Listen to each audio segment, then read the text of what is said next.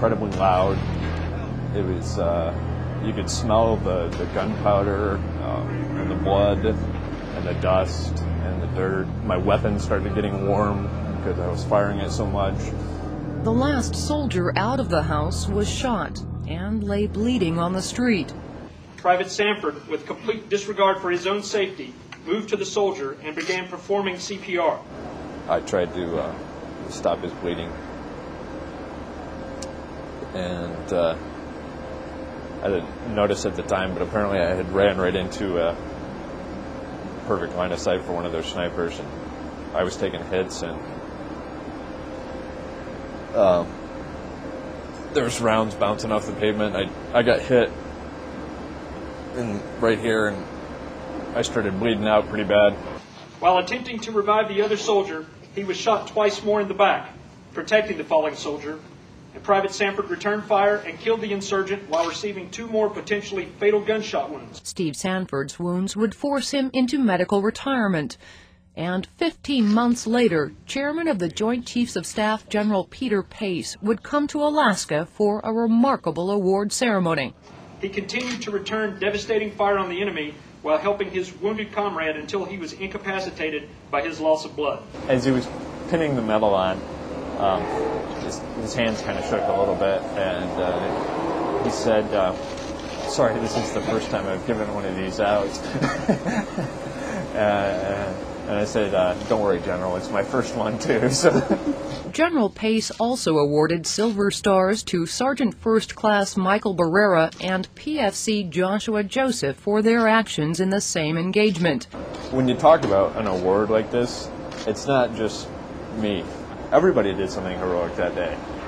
It was a whole lot of very brave guys that day. I mean, this unit got a glorious unit citation. Next, notable action in the air and conspicuous courage on the ground inspires an action figure and a video game. Stay with us.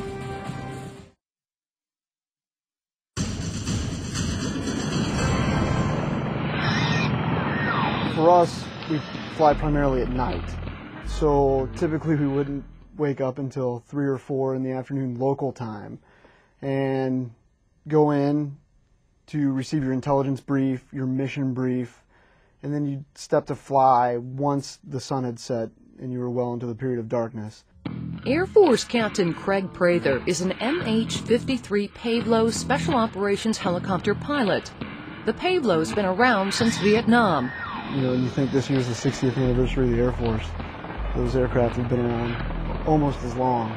And it's a special operations aircraft. Specifically, what makes it what it is are the defensive systems that we have on board and some of the electronics that allow us to do our mission in darkness. There's a pilot, co-pilot, navigator, and left and right tail gunner. So we start with 6 right there.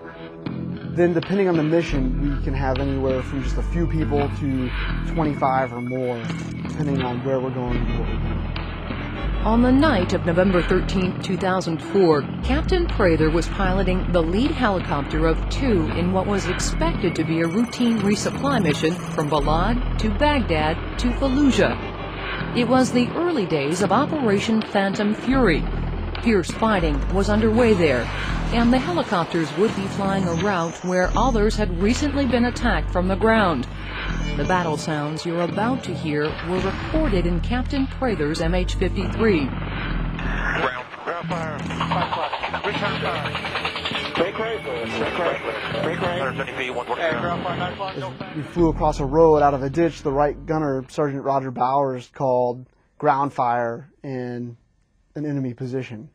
And I just so happened to fly the aircraft right over the top of where these guys jumped out from, and we started to take rounds from directly underneath the aircraft. Immediately started returning fire with the 50 cal off the tail, which precisely, and also just the noise that it makes, tends to have an impact on the enemy forces that are shooting at us. And we made a break to the right. At the same time, Major Matt Glover's aircraft, who was the number 2 in the formation, he returned fire with his crew members on board as well, and they made a break in the opposite direction. The unfortunate thing about tracers, they work both ways. So our tracers helped our crew members get their rounds on target, but it also continued to highlight our position to the enemy.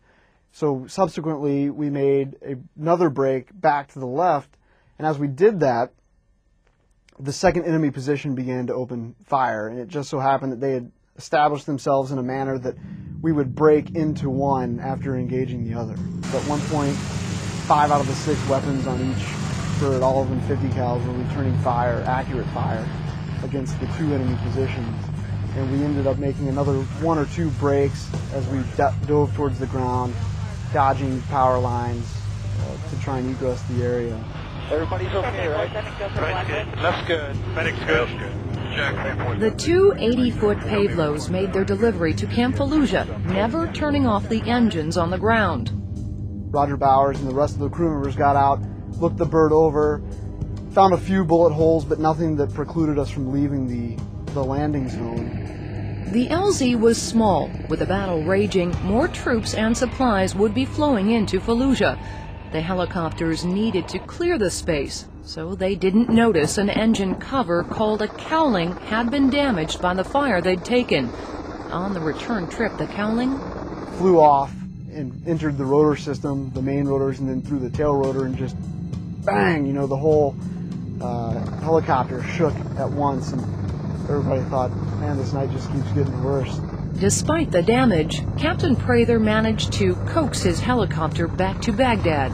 Basically all the rotor blades, the 6 main rotor blades and the 4 tail rotor blades, had all been shot through or otherwise compromised from the cowling flying through them. Every crew member on both helicopters was recognized for the action. Captain Prather and Major Glover and his co-pilot were awarded Distinguished Flying Crosses with Valor.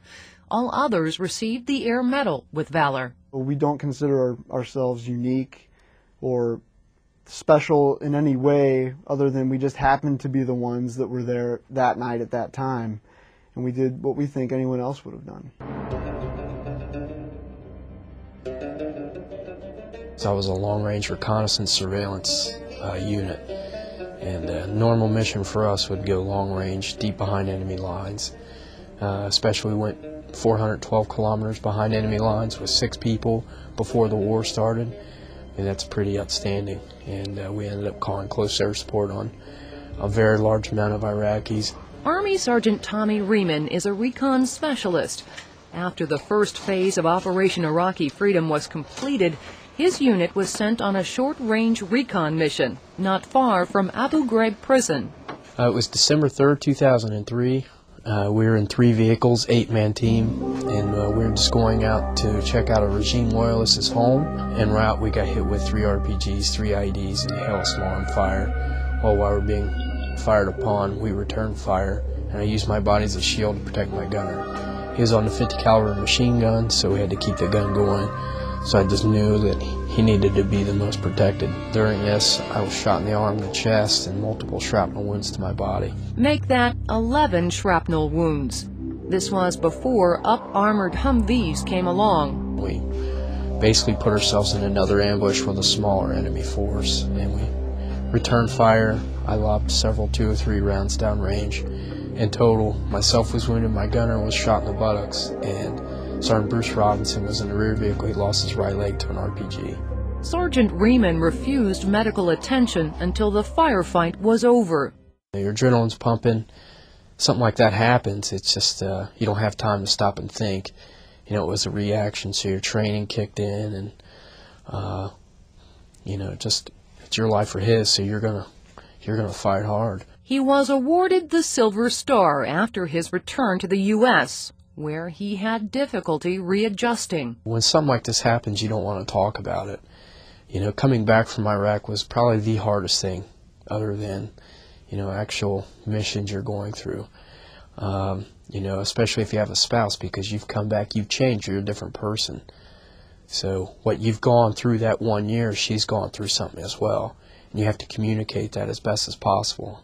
And we had to learn that very quickly, or we wouldn't have lasted. Later, Sergeant Riemann was approached to be part of a recruiting campaign called America's Army Real Heroes.